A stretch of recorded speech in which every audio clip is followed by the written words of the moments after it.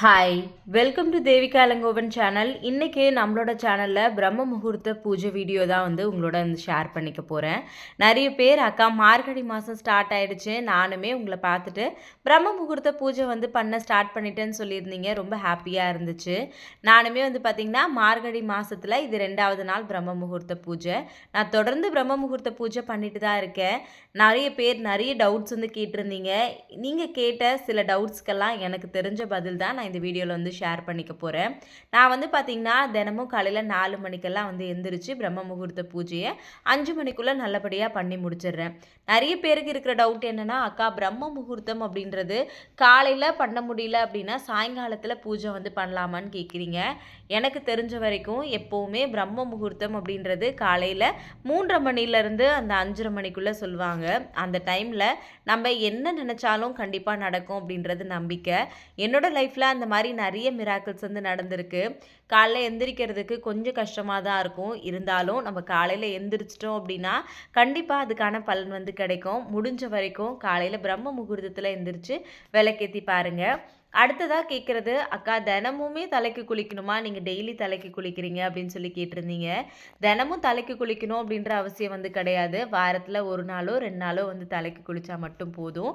நான் பார்த்திங்கன்னா எனக்கு ரெகுலராகவே தலைக்கு குளிக்கிற பழக்கம் இருக்குது அப்படின்றதுனால நான் அதை ஃபாலோ பண்ணிகிட்ருக்கேன். நீங்கள் பீரியட்ஸ் முடிஞ்சு நெக்ஸ்ட் டே பூஜை ஸ்டார்ட் பண்ண போகிறீங்க அப்படின்னா கண்டிப்பாக தலைக்கு குளிச்சுட்டு அதுக்கப்புறமா பூஜை ஸ்டார்ட் பண்ணுங்கள்.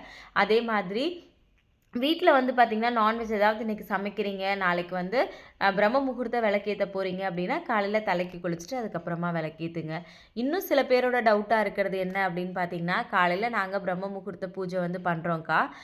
பண்ணி முடிச்சுட்டு ஒரு 7 மணி 8 மணிக்கு மேலே வீடெல்லாம் துடைக்கலாமா, துணி துவைக்கலாமா அப்படியெல்லாம் கேட்குறீங்க.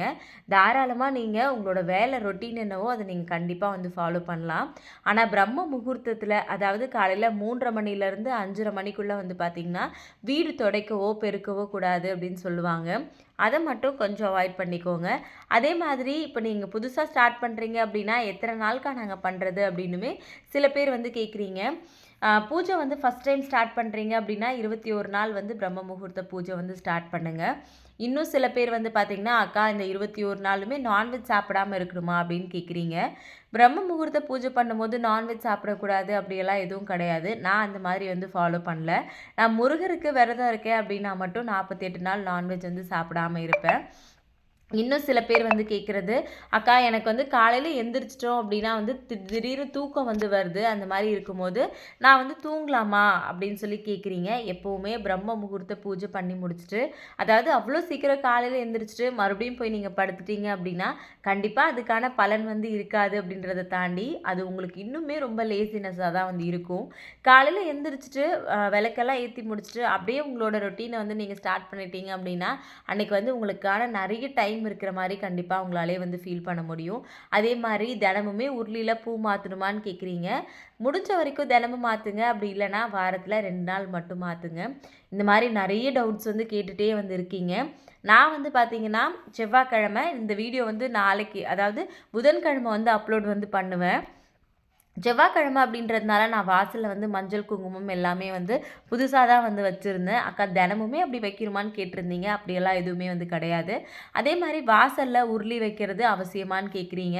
தினமும் வாசலில் உருளி வைக்கணும் அப்படின்றது கிடையாது. பட் இருக்கும்போது அப்படி வச்சிங்கன்னா பார்க்குறதுக்கு உங்களுக்கு இன்னுமே ரொம்ப பாசிட்டிவாக இருக்கும். நான் 2 சைட்லேயும் இந்த மாதிரி வாசலில் விளக்கெல்லாம் ஏற்றி வச்சு அதுக்கப்புறமா தான் பிரம்ம முகூர்த்த பூஜையை ஸ்டார்ட் பண்ணுவேன். உங்களால் முடிஞ்சதுன்னா வாசலில் விளக்கு வைங்க. முடியல அப்படின்றவங்க வீட்டுக்குள்ளே கூட வைக்கலாம். நான் பார்த்திங்கன்னா செவ்வாய்க்கிழமை அப்படின்றதுனால வாசலில் இருந்த பழைய மஞ்சள் குங்குமம் எல்லாத்தையுமே எடுத்துட்டு அதுக்கப்புறமா பார்த்திங்கன்னா புதுசாக மஞ்சள் குங்குமம் வச்சு வாசலில் 2 சைட்லேயுமே அகல் விளக்கு வச்சு உருளியில் பூவெல்லாம் மாற்றிட்டு எப்பவுமே வாசலில் இந்த மாதிரி நிலைவாசலுக்கு கற்பூர ஆரத்தியெல்லாம் காமிச்சு முடிச்சுட்டு அதுக்கப்புறமா தான் பிரம்ம முகூர்த்த பூஜை உள்ளே போய் பண்ணுறதுக்கு ஸ்டார்ட் பண்ணுவேன். இன்னும் சில பேர் எங்களால் வாசலில் விளக்கு வைக்க முடியாது அப்படின்னு சொல்கிறீங்க. தாராளமாக பார்த்திங்கன்னா வாசலில் விளக்கு வைக்க முடியலனாலும் பரவாயில்ல, வீட்டுக்குள்ளே மட்டும் நீங்கள் வச்சு சாமி கும்பிட்டுக்கோங்க. அதே மாதிரி கோலம் போடுறதுக்கும் வசதி இல்லை அப்படின்னு சொல்கிறவங்க முடிஞ்சால் பூஜை ரூமில் சின்னதாக ஒரு கோலம் போடுங்க. இல்லைனா பரவாயில்ல, நீங்கள் அப்படியே கூட விளக்கு ஏற்றுங்க.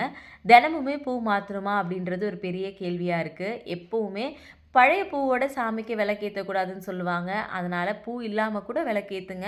இன்றைக்கி வைக்கிற பூ ஃப்ரெஷ்ஷாக தான் இருக்குது அப்படின்னா கூட கண்டிப்பாக அடுத்த நாள் நீங்கள் விளக்கேற்றுறீங்க அப்படின்னா அந்த பழைய பூ எல்லாத்தையுமே எடுத்துட்டு அப்படியே கூட நீங்கள் விளக்கு வந்து ஏற்றுங்க.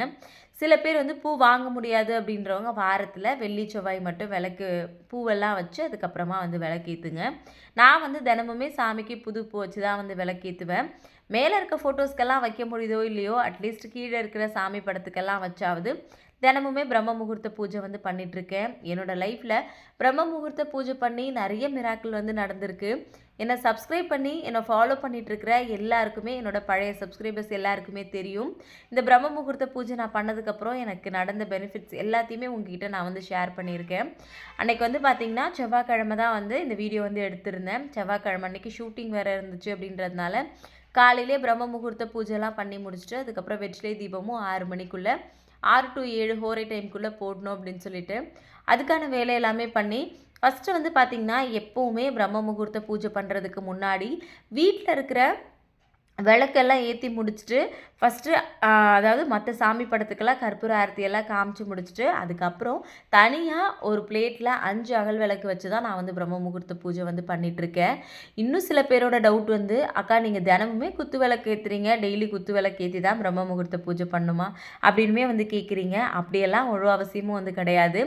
வீட்டில் எவ்வளோ விளக்கு ஏற்றுறமோ அவ்வளோ நல்லதுன்னு சொல்லுவாங்க. எனக்கு பர்சனலாகவே என்னோடய பூஜை ரூமில் எல்லா விளக்கையும் ஏற்றி வச்சு சாமி கும்பிடுறது அவ்வளோ வந்து பிடிக்கும். அதனால் நான் என் வீட்டில் இருக்கிற எல்லா விளக்குமே வந்து ஏற்றுறேன். இன்னும் சில பேர் கேட்குறது அக்கா என்னோடய பூஜை ரூமில் காமாட்சி அம்மன் விளக்கு இருக்குது, அது இல்லாமல் இன்னும் ஒரு 4 விளக்கு கணக்கு பண்ணி நான் பிரம்ம முகூர்த்த பூஜை வந்து பண்ணலாமான்னு கேட்குறீங்க. தாராளமாக அப்படியுமே வந்து பண்ணலாம்.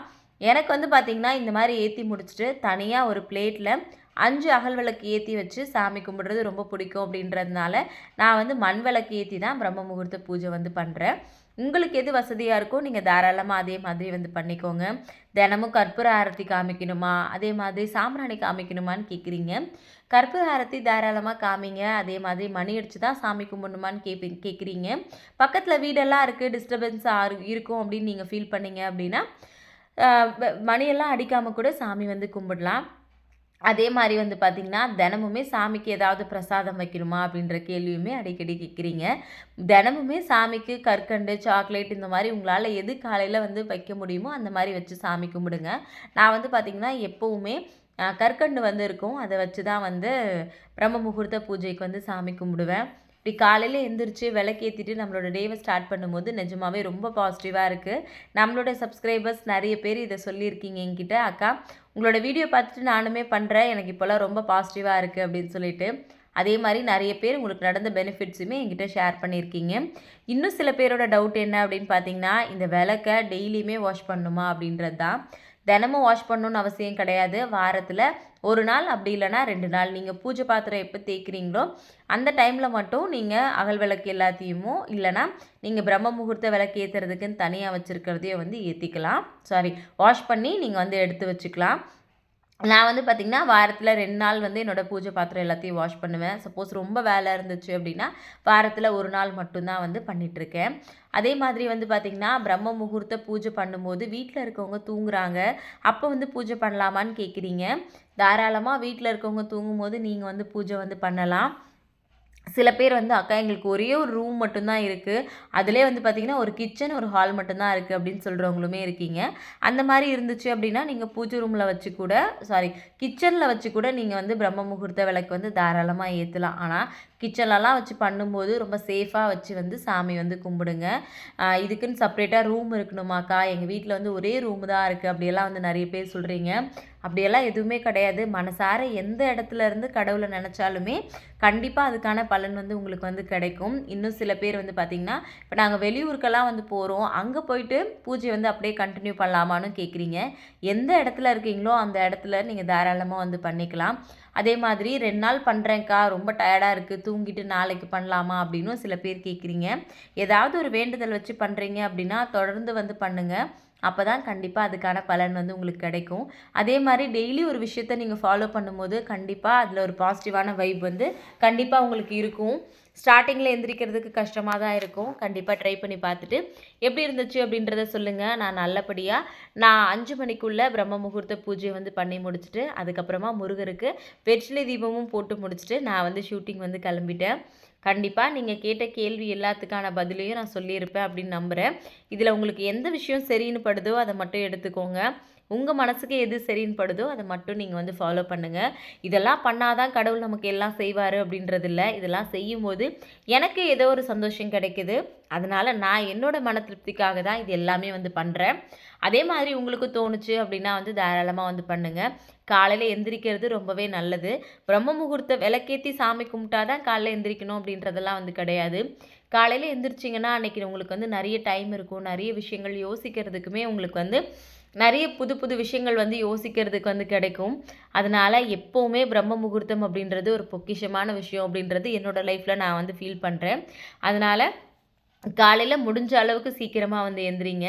டெய்லி எந்திரிக்க முடியாதவங்க வெள்ளி செவ்வாய் மட்டுமாவது ட்ரை பண்ணி பார்த்துட்டு எப்படி இருந்துச்சு அப்படின்றத மறக்காமல் கமெண்ட்டில் வந்து சொல்லுங்கள். நம்மளோட வீடியோவை பார்த்துட்டு அக்கா நானுமே உங்கள் வீடியோ பார்த்துட்டு இனிமேல் ஃபாலோ பண்ணலான் இருக்கேன் அப்படின்னு நினைக்கிறவங்களும் மறக்காமல் கமெண்ட்டில் வந்து சொல்லுங்கள். இந்த வீடியோ உங்ககிட்ட ஷேர் பண்ணிக்கிறதுல நிஜமாவே எனக்கு ரொம்ப ஹாப்பியாக இருக்குது. ஏன்னா என்னை பார்த்துட்டு நிறைய பேர் ஃபாலோ பண்ணுறீங்க அப்படின்னு சொல்லும்போது இன்னுமே எனக்கு ரொம்ப ஹாப்பியாக இருக்குது. எல்லாருமே நல்லா இருக்கணும் அப்படின்னு சொல்லிட்டு தினமுமே எல்லாருக்காகவும் ப்ரேயர் வந்து பண்ணிப்பேன். அதே மாதிரி இந்த வீடியோ பார்க்குற எல்லாருமே ரொம்ப ஹாப்பியாக இருக்கணும்னு எல்லாருக்காகவும் ப்ரே பண்ணிக்கிறேன். மறுபடியும் இன்னொரு வீடியோவில் பார்க்கலாம். தேங்க்யூ.